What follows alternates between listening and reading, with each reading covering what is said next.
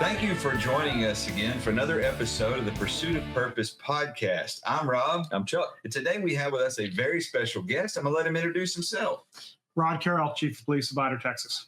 Chief of Police of Vidor, Texas. So since you're here, what's going on in Vidor? It's like any other small town in Southeast Texas. We have our criminal activities, keeps us busy. We're busy with, right now, a lot of traffic accidents because of the fog. I mean, it's something that we had this morning. We have that heavy fog rolling in. We're no different from any other police department in Southeast Texas. We're dealing with criminals. We're dealing with, good people, bad people. We're dealing with people on their worst day. That's right. On both sides. Well, tell us a little bit about you, your origin. Talk about Rod Carroll. I was born at a young age. We'll start at the beginning. When you get to the end, we'll stop. Okay. Yeah. No, I was born in New York City. Grew up there. I tried to get to Texas as quickly as I could, but I had to wait for my parents. So at age 10, I moved to the Dallas area. Grew up in Plano, Texas. I went to Jesuit High School down in Dallas, which I credit a lot for my purpose in life, I would say, as far as serving others. That was one of the things that the Jesuits were very strong on was volunteer work, and they pushed us towards it. And I found a desire to do that I was even doing that on weekend nights with a good friend of mine serving in Parkland Hospital as just an orderly, whatever you want to call it. They didn't have tubes back then. They had people that ran blood to the lab and waited for the stat results. And that's what we learned how to do. Went on to College Station, got a degree in engineering. While I was there, I realized that I had a different calling than being an engineer. Happens a lot, by the way. Yeah, it happened one night, and I realized I didn't want to sit behind a desk the rest of my life, and I liked interacting with people. That was on a Thursday night, about 11 o'clock. I had that epiphany. On Monday morning, I went by the police department, picked up an application, put in the application. That was probably in March. And then in June, I got a phone call to come test, and that's where the career path took me from there. Met my wife while I was at A&M. She's originally from Beaumont. We knew we were going to start a family, and being from a large family like I am, it helps to have family around when you're raising children. So we took the opportunity to move to Southeast Texas. I got into banking the old-fashioned way by marrying the owner's daughter. Nice. And smart move. It's smart move. Yeah, that's one of the, I said, I learned from a lot of mistakes in my life to make some smart moves. We were in the banking industry. I then went back to my love and calling, which was law enforcement. Then I had an opportunity to buy an ambulance service. My wife and I grew it to the largest privately owned ambulance service in the state of Texas, from one city to 7 counties. Sold that in 2010 to Acadian, and my wife and I sat down. She's like, well, what are you going to do next? And what was the name of that? Stack Care EMS. Okay. Yes. It was the old Williams Funeral Home Ambulance Service. It had dates back to 1950. Wow. Nice. Actually, 1942 is when it started with Lewis Williams. My wife and I had a conversation one night. She's like, what are you going to do now? And I had some job offers. One was to go run a very large ambulance service over in the East Coast. And that would have meant uprooting my kids. And God speaks to you at different times. And I was out jogging, and God spoke to me and said, your kids are in high school. What are you thinking?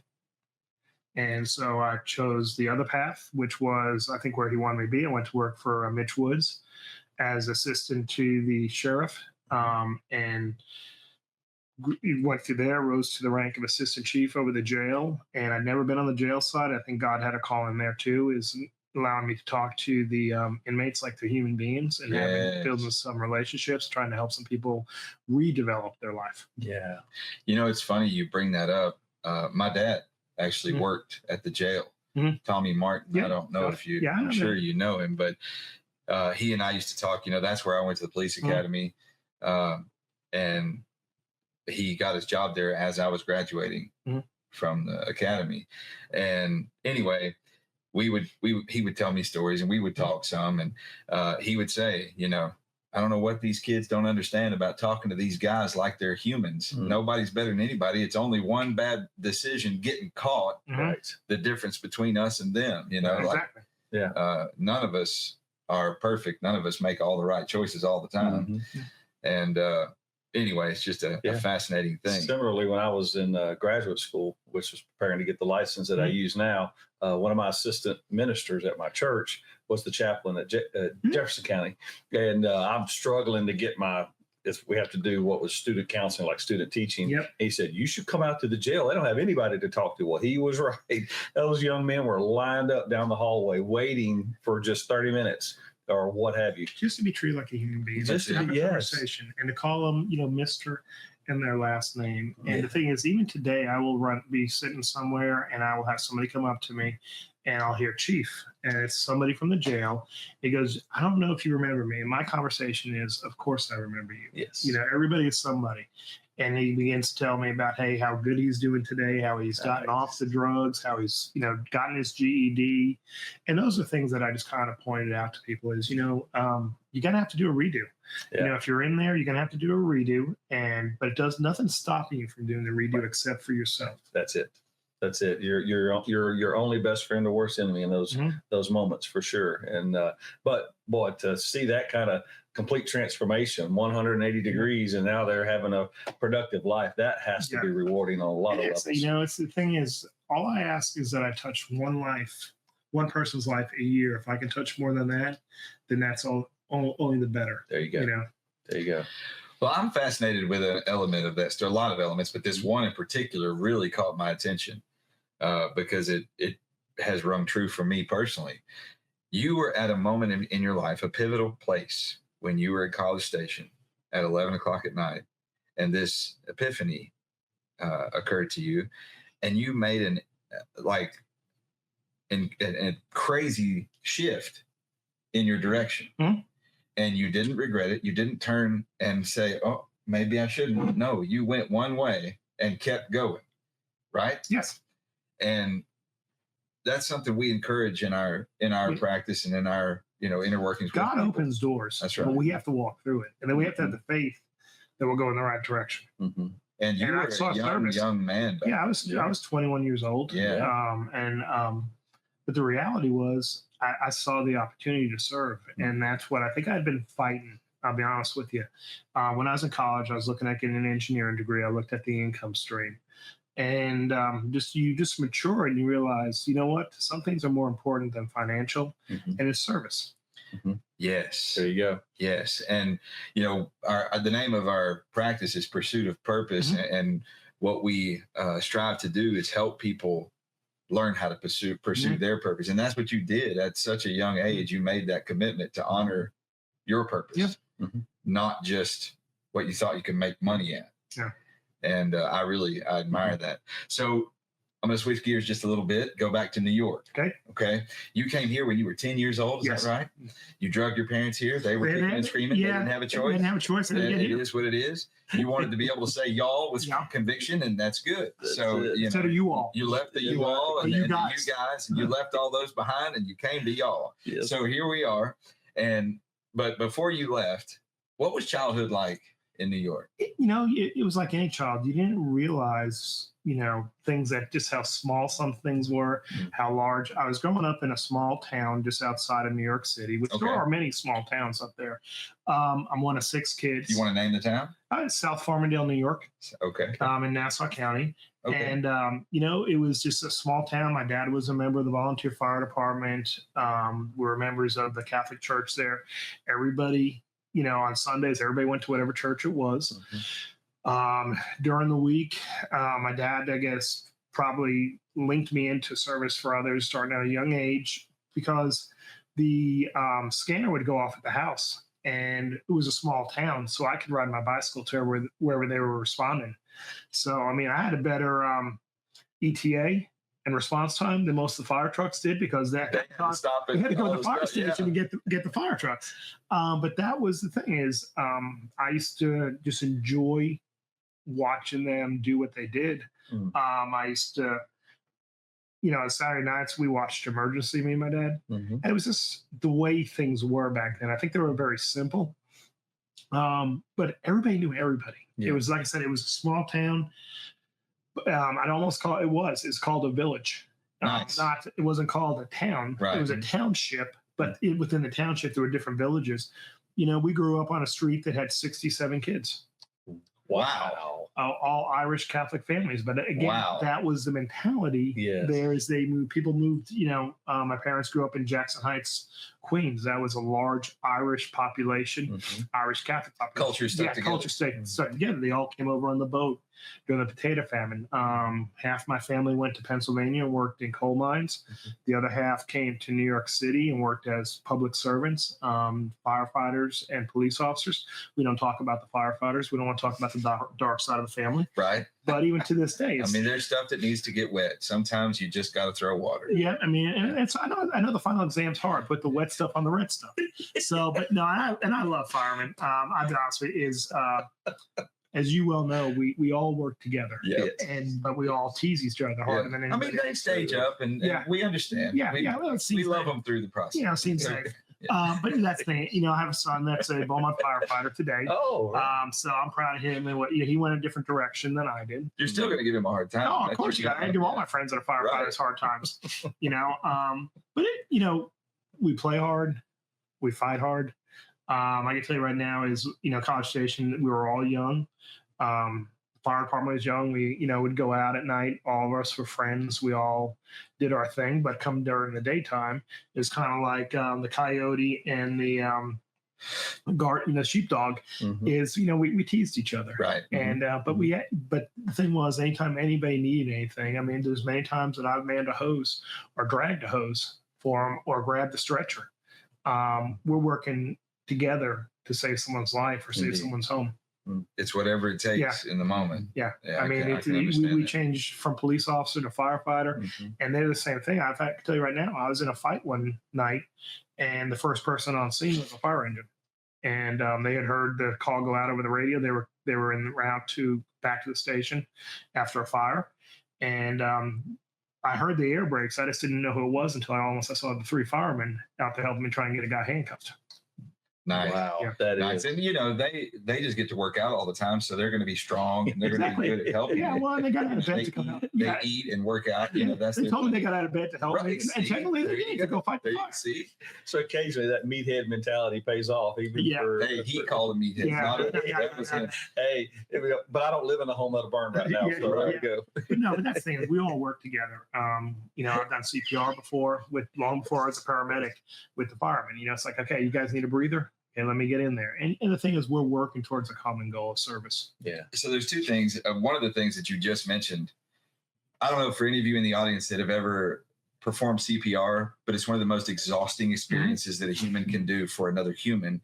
And you get tired faster than you expect. Oh, your brain, your adrenaline will keep you going, but you're tired. And you start to feel like you're just going to fall over, but you have to keep going if you want them to live. And that drive is pretty strong. And then for someone to come in and relieve you, it's as if God picked you up and saved you in the moment. It's an unbelievable relief for a competent person to relieve you. I've been there. I know that feeling. That's awesome. But something that really sticks out in the part of your story that you just told, going back to the small town in New York with your dad, is that he taught you a sense of civic duty and responsibility at an early age. And that carried over into your character and helped build you into the man of service that you are now. I agree with that. That's a beautiful thing. And so often we as parents, we work to shield or protect our kids. And what we're really doing is depriving them of that sense, that character, that responsibility that builds them into productive members of society in our community. Yeah, exactly. So I appreciate that you shared that part of that story. He'd be really proud to hear that. Yes, he would. Yeah. So what was discipline like? I'm so discipline curious. Like you talking about in the house? Before 10 years old. I mean, it was simple. There were consequences for actions. So you knew to do what was right. The thing was, you also had not only the statement of it took a village to raise a child, being that there were 67 kids on our block. That's so crazy. That's a huge group. Yeah, I know. The kickball games were, you could have kickball tournaments every day. Like, that's insane. Was the thing but we lived on a street, and the parents, we knew that during the summertime, when the light came on the street, it was time to go home. We could ask our parents if we could stay out later, but the thing was everybody reported home at that time. And, during the summertime, that was just the reality. We lived in everything was orchestrated. You came home, everybody did their homework. They sat at the kitchen table. Moms didn't work back then. Yeah. So we came home, we got a snack. We did our homework at the kitchen table while mom was cooking dinner. She checked our homework. And after we finished our homework, which was our responsibility, do our chores, and then we could play. And that was chores. That's amazing. That was the way things were. We all knew what our responsibilities were. We call them chores, but if you put them off, it wasn't going to go away. Right. And so that's, you just learn, just get up, get your chores done, and you can play whenever you wanted to. So if you didn't get up, all your chores were doing waiting for you, and everybody be out there playing while you were doing your chores. Well, I'm going to ask you a specific question about mealtime, because this strikes a chord with me personally, and my generation, and the ones before my generation probably can relate to what I'm about to say. What was it like when mom cooked your food and y'all sat down? What happened? Did y'all serve yourselves? Did mom serve each? No, mom served the plates. Mom served the plates, brought them to the table and gave them to us. And then she sat down last after everybody had been fed, including my dad. That was just the way things were. What if you didn't like it? The food that was served. Oh, that was fine. You could starve. The statement, and I quote unquote, I still remember from a child: "No eat, no out." So you know what? I wasn't a big fan of Brussels sprouts, but you know what? If you put enough ketchup on them, you can down anything. Lubrication. But that was the thing, and there were starving children in China. Oh yeah, and that was, the realities was, you didn't like what was being fed that night. You're gonna leave hungry because you weren't going to get another meal, and you weren't going to get a choice of something else. Sit there, and then when it was time, you didn't eat, no out, go to bed. Nice. Yep. I really appreciate that. It was the same way in my house. Yeah.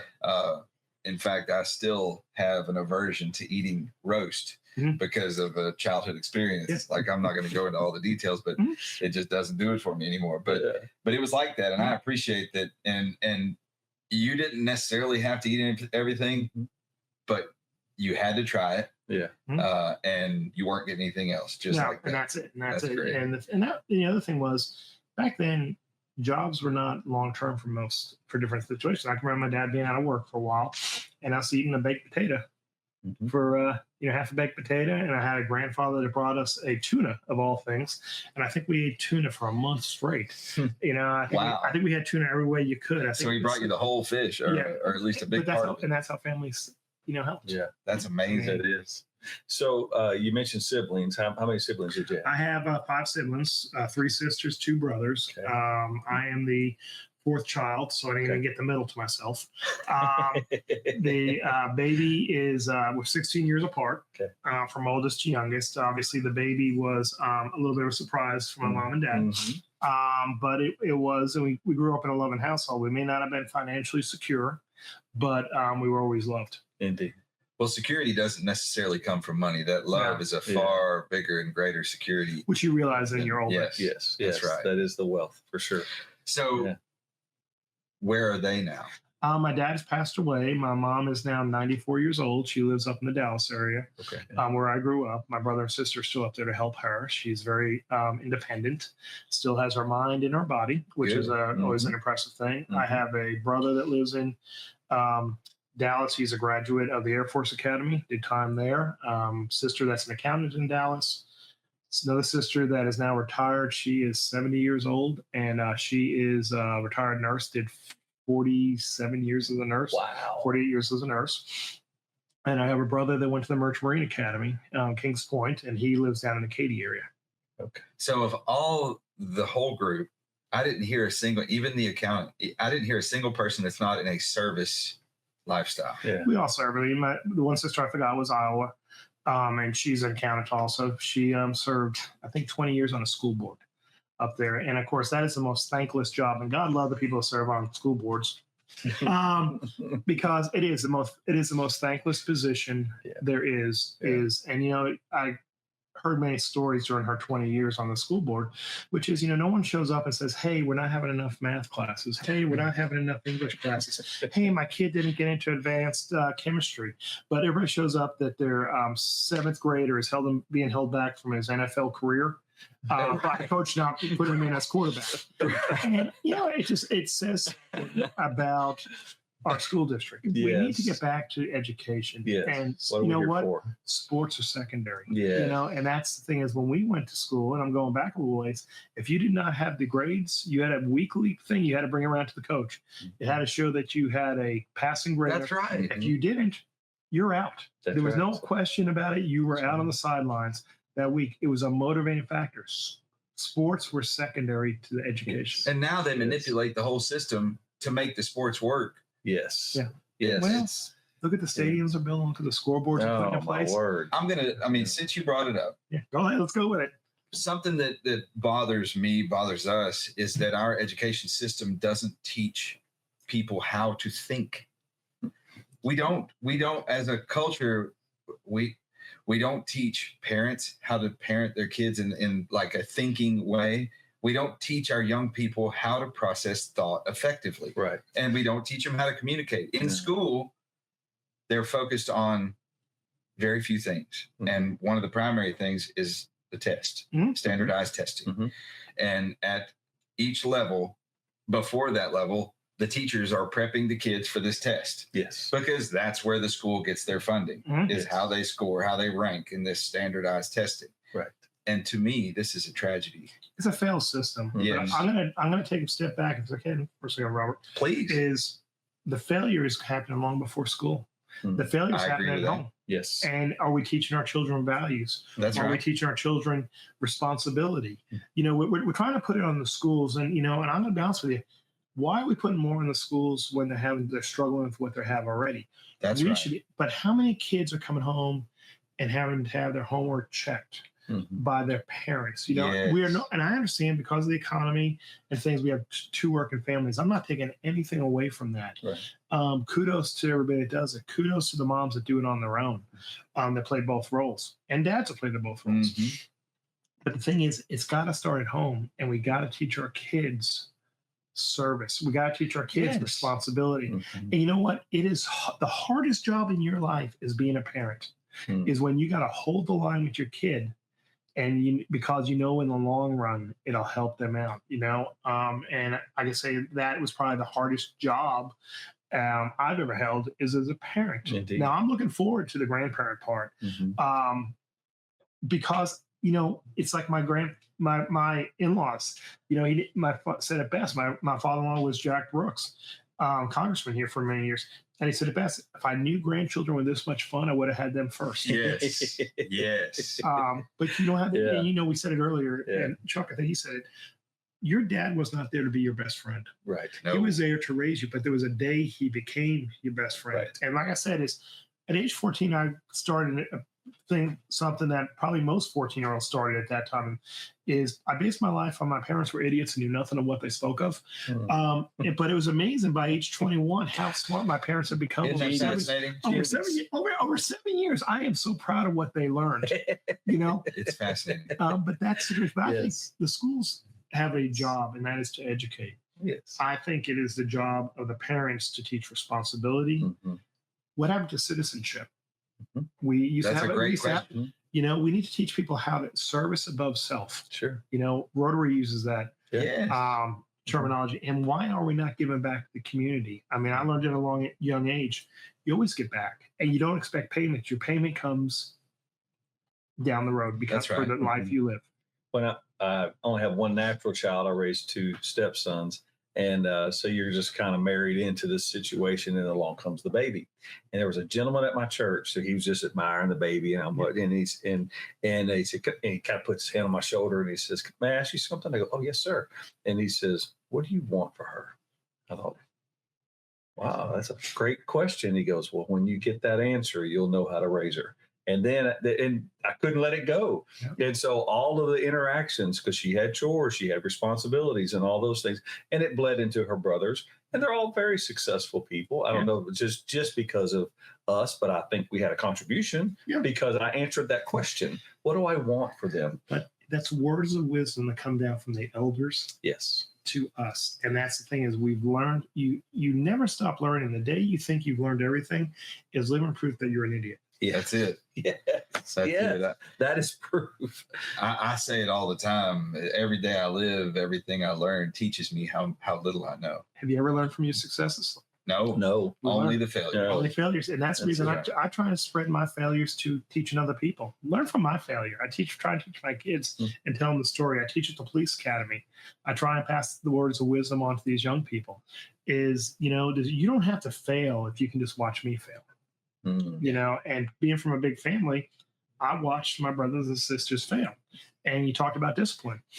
That's how I learned to stay out of trouble. Right. Watching their failures and the outcomes of what happened to them. You've at least learned how to fail privately. Yes. Right. Like do yours a little more covert. Look both ways. Exactly. Make sure mom's not watching before you do something. That's right. The two words I often use, Rod, is experience or exposure. And I said, exposure hurts a whole lot less. Yeah. I don't watch it happen to that guy, but some people have to learn the hard way.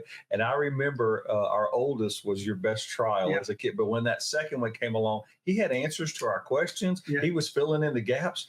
And I remember his mother looked at me and she goes, why did he come in and give us this full report? I go, you don't think he was sitting outside that door listening to his brother catch a chewing every time when we're dragging all this information? She goes, I never thought about that. I go, oh, he's not dumb. No. He's a smart kid. Yeah. So I see you learn similarly. Yeah. The first three in my family tired my parents out. By the time we got to the sixth one, my parents just wanted to survive. That's it. That is it. We're ready. We're ready to go into our next job. Yeah. Not raising kids, bringing those grands. Our oldest is 26. Yeah. And our youngest is 6. So we get to hear all the time from the older ones. Well, how come he gets away with all? This is not right. He just gets to do whatever. And we're like, yeah, we're old and tired now. But, just like with yours, we were older and younger. We had 3 older. My mom had 4 miscarriages. Then along came me. So there was about a 5-year, 10-year, and a 12-year separation for me. But the thing was, my brothers and sisters were old enough that when I came around to my teenage years, I didn't have to go to my parents. I could go to my, so it was multi-generational. I could go to my sister and say, hey, I got this situation. It is. I got the situation. What do you think? And they would give me they were 26, they were 28 years old, and I'm 16 years old. And they would guide me so as not to because you're willing to open up to a sibling. It's a lot easier than a parent. Yeah. And I think that's the reason why parenting got easier for my parents is that we had somebody to ask the questions to. There's hope for us. Yeah. There's hope. There's hope. Yeah. Yes. There's hope. Well, I'll tell you what, thank you for sharing those stories. Yeah. That is beautiful. Wonderful. How'd you meet your wife?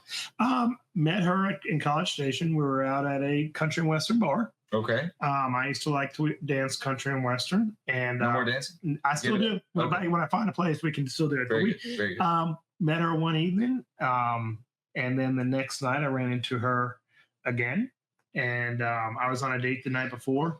And she was on a date too. We had mutual friends. Okay. They were just dates. And ran into the next night. And she pretty much... I didn't think I was ever going to get married till I was like 28 years old. That was my game plan, pay off my school, be on to what I wanted to do. And she ruined those plans in a very good way. I will say that, so then that next day was her birthday. And she asked me out on our first official date because she asked me out for her birthday with all her friends. She says it was just a get-together. I think it was an official date. I take it was an official date. She was plotting on you. Yeah, she was plotting on me. Yeah.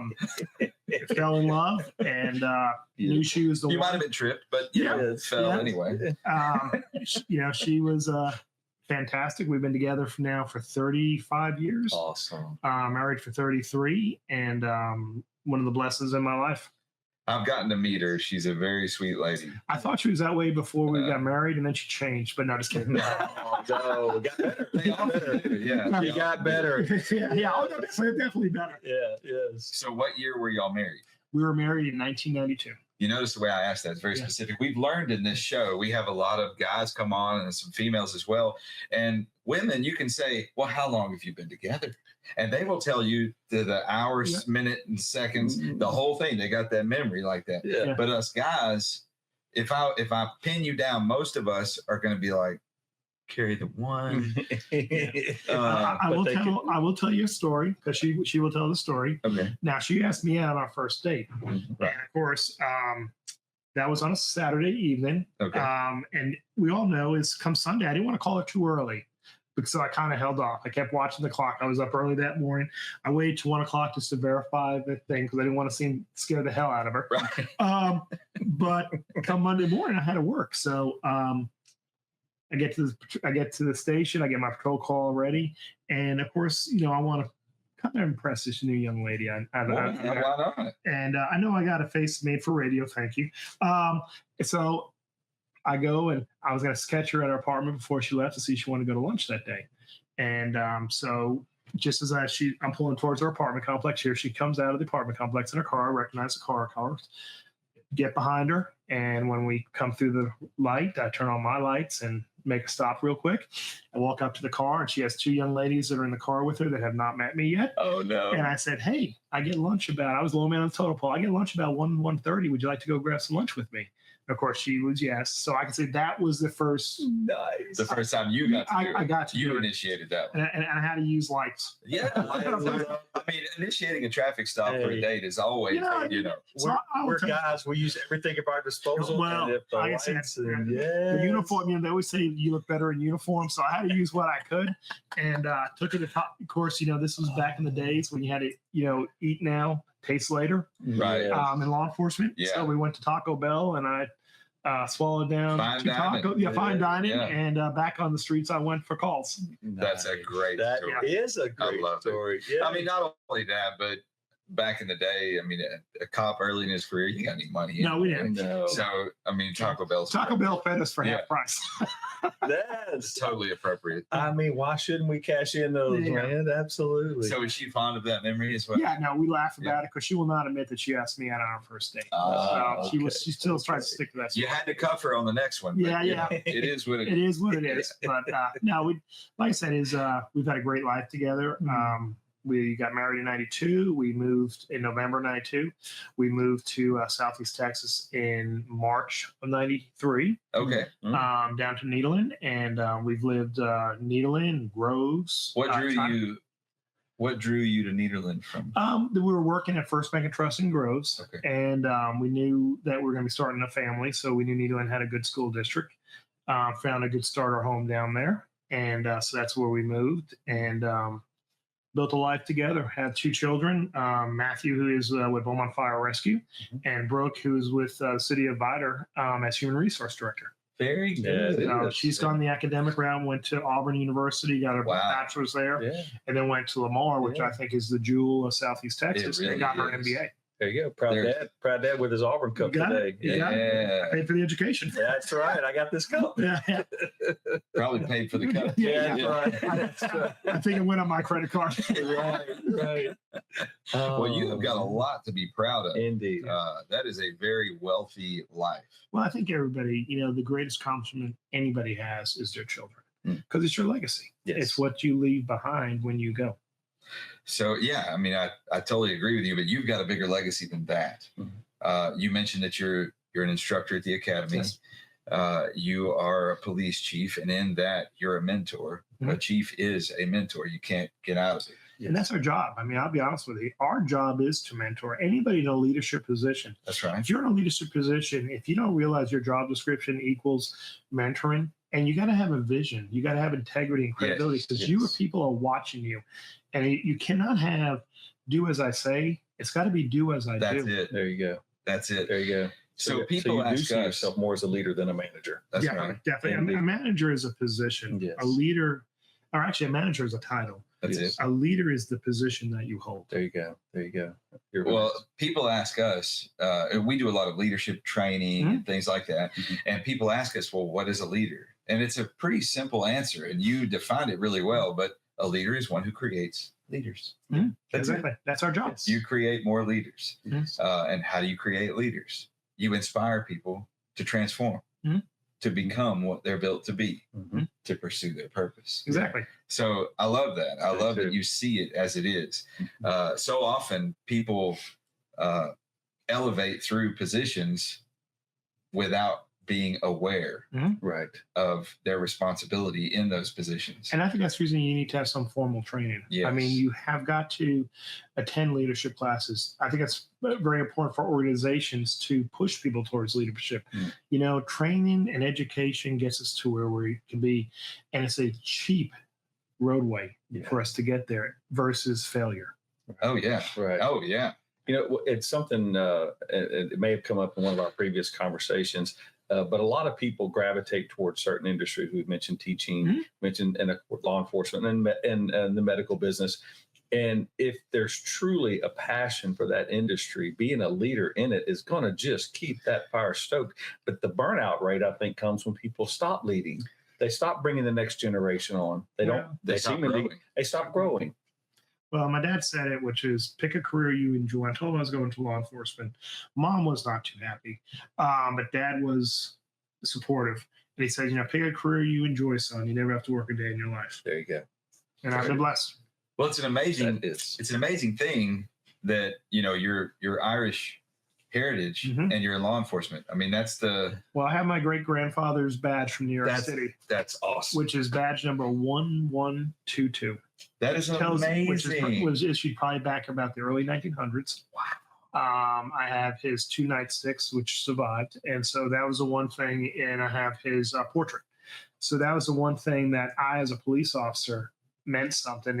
I told my siblings, was my mom was trying to say, hey, they were downsizing, who wants what? And I said, the only thing I want is I want my great grandfather's badge, his 2 nightsticks, and the portrait. That's what I left out of the house. What a treasure. That is awesome. Yeah. That priceless. Awesome. That is. I would love to see pictures of those. Yeah. Whenever the opportunity arises. I'll get you those pictures. Wow. What a heritage. I mean, like, just that's insane. Right. And you know, coming from my history, I didn't have that. I was adopted into a family, and you know, I didn't know all of that. Yeah, my wife's adopted too, so I know the trials and tribulations. Trying to figure out where did that come from. Yes, yes, and I mean, I love my dad. He raised me. He did the best he could. He did a good job, in my opinion, and I wouldn't trade him for anything. But any kid that was raised that way always has that little bit of a hole. Like your wife will definitely confirm. Yeah, we were just talking about that the other night. You know, she knows about the age and what her parents were, but she did DNA, the 23andMe, and she's hit some distant relatives, but has not hit anything. So the question is, did they stay together? You know, her questions are, did they stay together? Did they have more kids? Did they, you know, but she's to this date has found distant relatives of theirs, but has never been able to identify who her parents truly were. So there's a story she's still trying to finish. Yeah. My sister is adopted, and she was fortunate. She's in her 50s now, so 20-something years ago, to discover, and actually has now met all of her younger siblings. Her brother went on to have children, and it's actually become a pretty good thing. You know, I mean, it's not every story ends that way, and I like to think that the environments that Rob had, that your wife grew up in, I know my sister grew up in, facilitated that confidence. Oh yeah, you know, it's not it's a more of a healthy curiosity than some kind of, you know, coming out of an adopted tragedy or something, you know. So it's pretty neat. And I think, and Rob and Denise bring a lot of children into their home, and they will have curiosities about things, and they'll be there to help facilitate that. And I think that's part of probably who she is, you know, the thing about taking care of. She has a very servant heart, you know, and we've had 3 exchange students live with us. One from Thailand, one from Paraguay, and one from Mexico with the Rotary program. And you know, I think that's part of who Kate is she's so good at just the servant heart, just taking care of others. Right. And it's just innate. It's in her. Love it. That is beautiful. Well, I'm going to share something with you that I've never shared with another guest on the show. Okay. But genetically, I am also of Irish descent. My birth last name was McDaniel. Yep. And a little Scottish. So, yeah, a little Scotch Irish kind of thing going on there. Yeah. So it's kind of a fascinating little part of my history. Wouldn't it be fascinating for me to find out that I had law enforcement in my background? Yeah. Well, you both have law enforcement. I'm just putting the threads together here. You know, I don't know, something about that attraction. The Scotch Irish law enforcement. Yes. Appreciate that. Yeah. So you are a story complete of reinvention. Your entire life is one phase to the next, pursuing purpose in a season. Yes. Changing with that, but never stopping that pursuit. Now, the thing as simple as that is, if you want to make God laugh, tell him your long-term plans. And I truly believe that's true. Is, you know, he's going to put you tell him where you want to be, and he'll put you where he wants you to be to service of others. Yeah, and he'll put you where you can grow the best. Exactly. Even if it hurts a little bit in the beginning. Right. Right. He knows what's. Well, you got to get out of your comfort zone. Nothing grows in the shade. Yeah, that's it. Someone once said the reward we deserve is in the serve. You got it. And I thought, that's how I remembered it. I thought, well, I'll go with that. No, it's true. Yes. So this is a big question. What is your legacy? My children. Okay. My son. I'll tell you a story about him. We talked about generational service. Yeah. He was probably about 8 years old. We were living out there in China. I was a member of the volunteer fire department. I had the radio in the kitchen where I could hear from the bedroom. I could hear from the living room where our house is built. And sure enough, the tones went off in the summer, probably about 3 a.m. And it was a motor vehicle accident on Highway 90. And so I'm getting up. I'm getting ready to go out the door. The house is dark. I went, just like anybody, you don't turn all the lights on.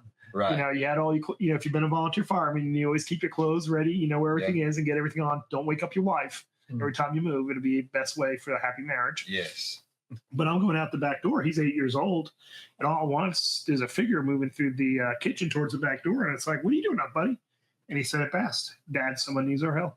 Oh, wow. So that's when you realize, like, holy moly, I might be doing something right. You invested something into him that the dividends were paying off. Wow. I love that. That is a memorable That's moment. Beautiful. Yes. That is beautiful. I hope he listens to this. I think that's the reason he's where he's at today. He was a medic with Acadian for a number of years, started off there. He's transitioning with Beaumont Fire. He just made his 1 year and is off probation, I do believe. So, his goal is now to go and become a paramedic. So the thing is, like I told him, I said, never stop developing yourself. Never stop.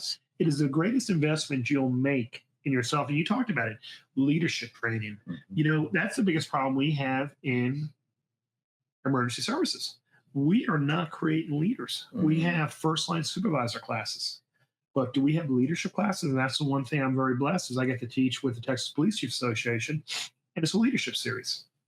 That's amazing. Because that's what we need to build. Yeah. We don't need to build, and you said it earlier, we don't need to build managers. That to me is the title of the sergeant. Yes. We need to build leaders. Leaders mentor. We need to be, are we leading people? Are we meeting with our people on an annual basis and doing a check of where do they want to be?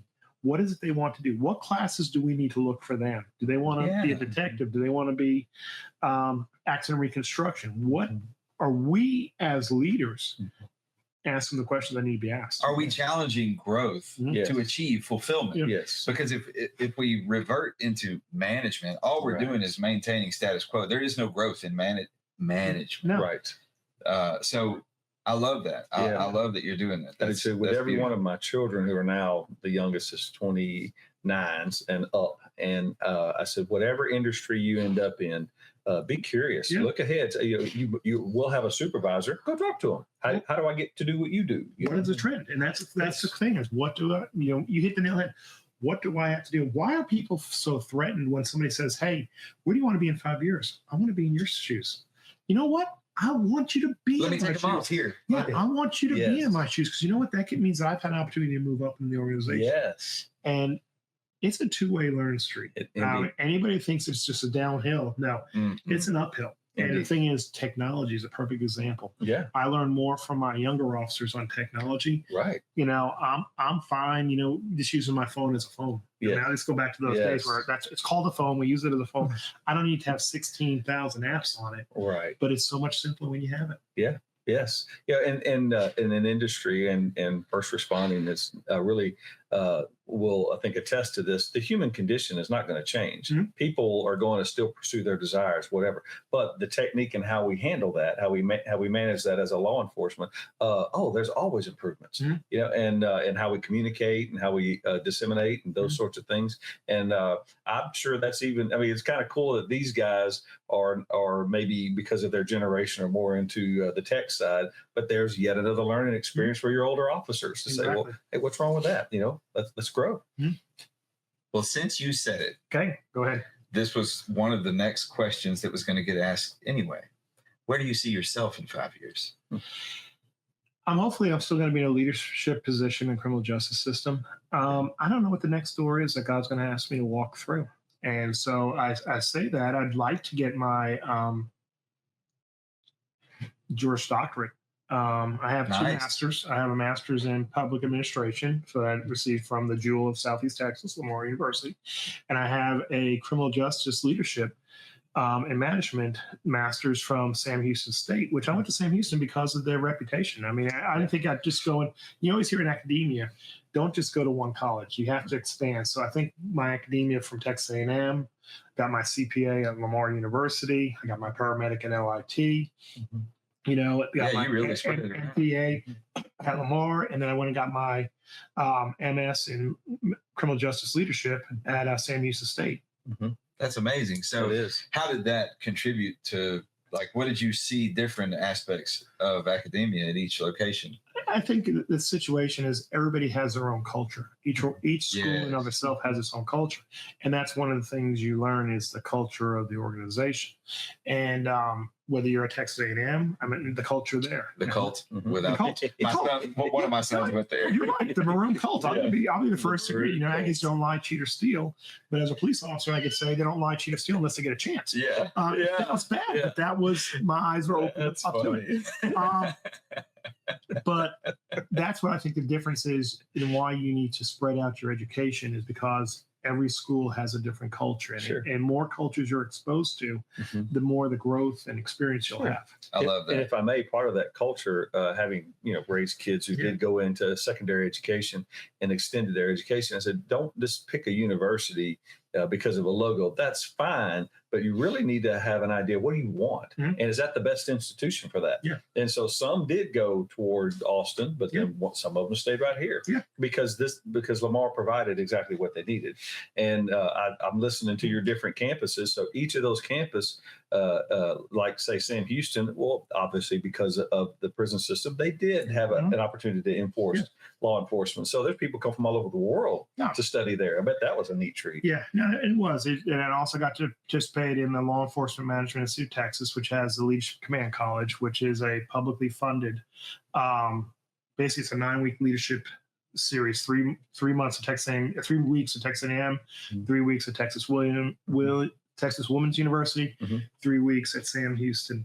And that was a great experience, great opportunity leadership has in law enforcement to attend that. I wish we had more classes and we could send more people, but right now there's a 5-year wait the last I checked. I have one officer right now that's going through the program, and I try and push my officers towards that. And then Texas Police Chiefs Association has a program called LECOP, Law Enforcement Command Operations Program. So I push my people towards getting that certification as well.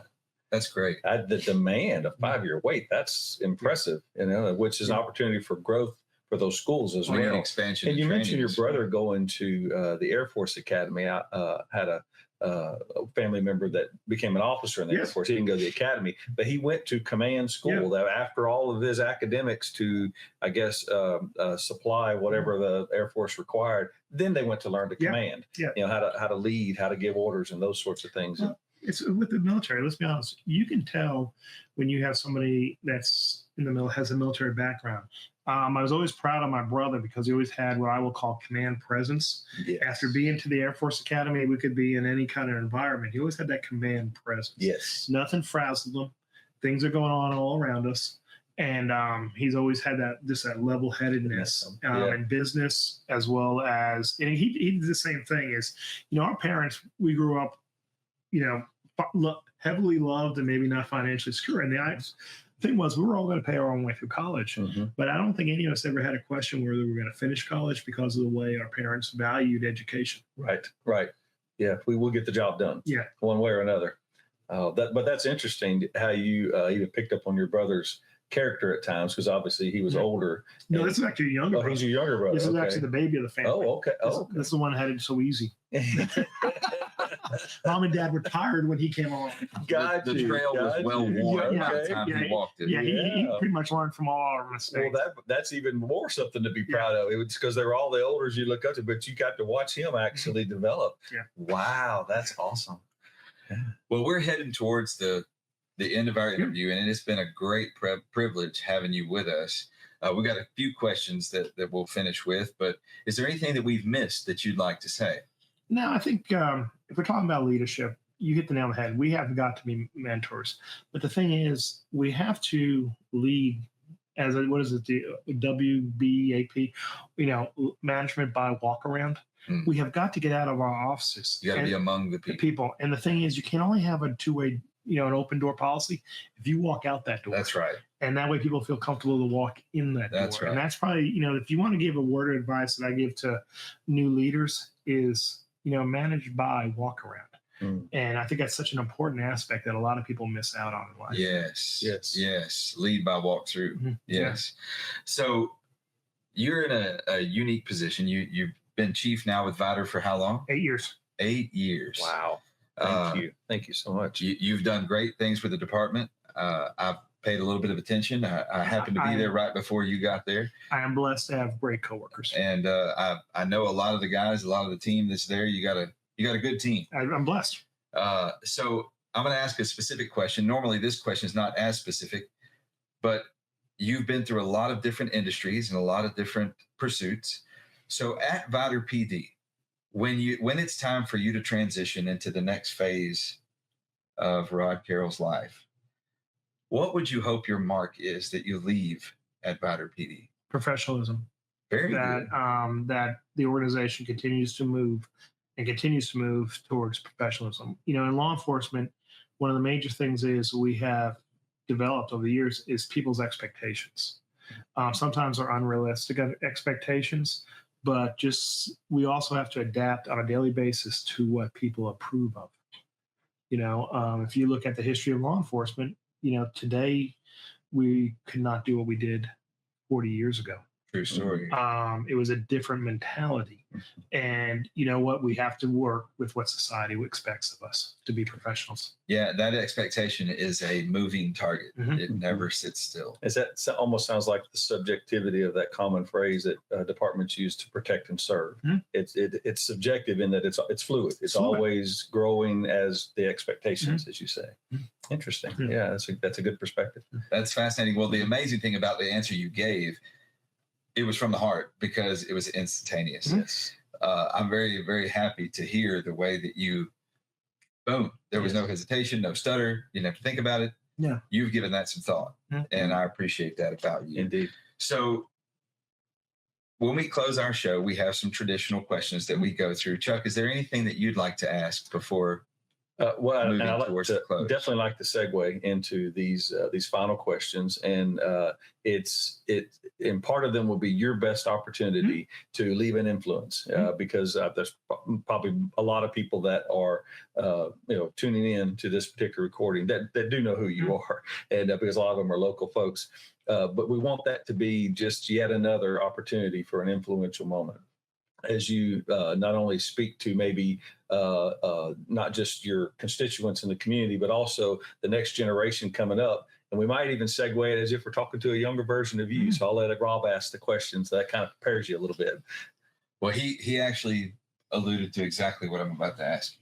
So if you could give some advice to a young person, let's say they're, 15, 16 years old, unsure of life, confused like so many teenagers are, but they admire you and they admire where you've gone, where and what you've done, what you've built. What advice might you give to that teenage boy or girl about how to pursue their life? 2 things. Try and help somebody every day. And the second thing is try and improve yourself every day. I love it. Build yourself and help others. Mm-hmm.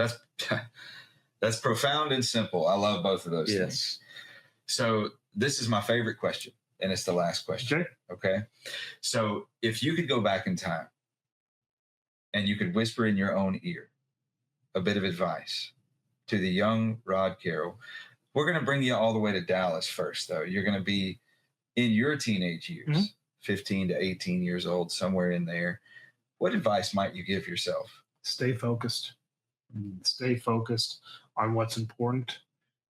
Keep striving forward and realize what's important. And when I say that is just like anybody, is you realize when you get older, the real important things such as family, education, helping others. And that should be your focus in life, is we are here to serve in the greatest servant's shadow. What are we doing today to touch somebody else's life? And like I said, my goal is just to touch one life a year. Anything after that is a bonus. Little lanyap, as they say, to the east of us, just a little bit. So with that, with the idea of that goal in mind, would you consider yourself a success?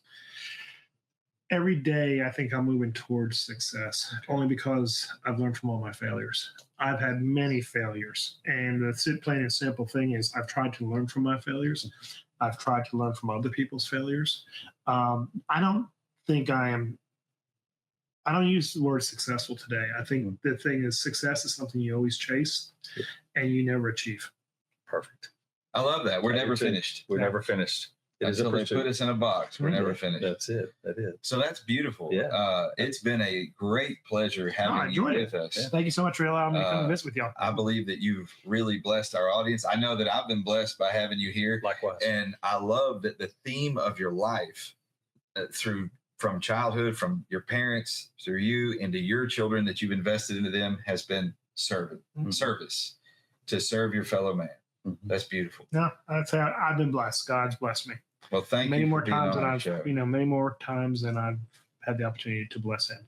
Well, and you're definitely paying it forward. Indeed.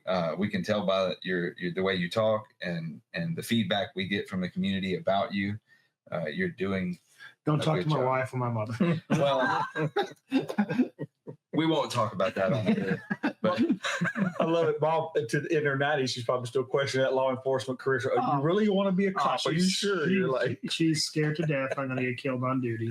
Has always been. She is your typical Irish Catholic mother. She prays the rosaries every day. And but she's proud. She knows she knows where I want to be. Yes. I'm glad that you know she's proud. Yes. That's important. Yes. Well, thank you for being on our show. Is there any last tidbit of advice for the world out there that you'd like to leave them with? Get out of the shadows. You're not going to grow in the shade. Keep trying to get into your uncomfortable area, and you'll keep growing. The day you stop growing is the day you die. Well, I hope you write a book, because you got a lot in you. I don't know about that. You got a lot in you. Well, guys out there, thank you for joining us for another wonderful episode of Pursuit of Purpose. I'm Rob. I'm Chuck. And we have had the great honor and privilege of having Vidor Police Chief Rod Carroll, among other things that he's done in his life, a great servant to mankind. Thanks for joining us. Y'all have a great day. Sure, guys. Thank you very much. Thank you.